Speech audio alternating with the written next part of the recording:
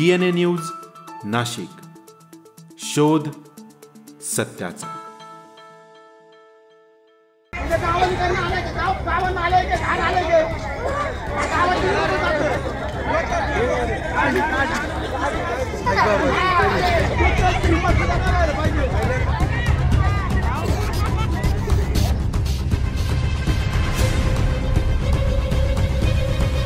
नाशिकच्या दिंडोरी तालुक्यातील नळवाडपाडा या ठिकाणी काही दिवसांपूर्वी गावकरी महिलांनी एकत्र येत दारूबंदी केली होती।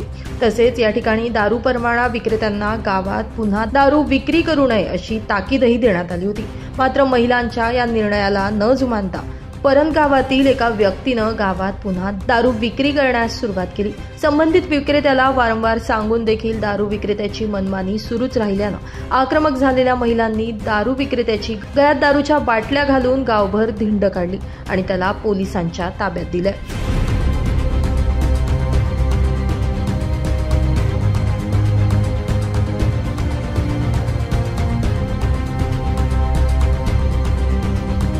विनापरवाना दारू विक्री केल्याबद्दल श्रीधर सीताराम गवळी याच्यावर दिंडोरी पोलीस ठाण्यात महाराष्ट्र दारूबंदी कायद्यानुसार गुन्हा नोंदवण्यात आला।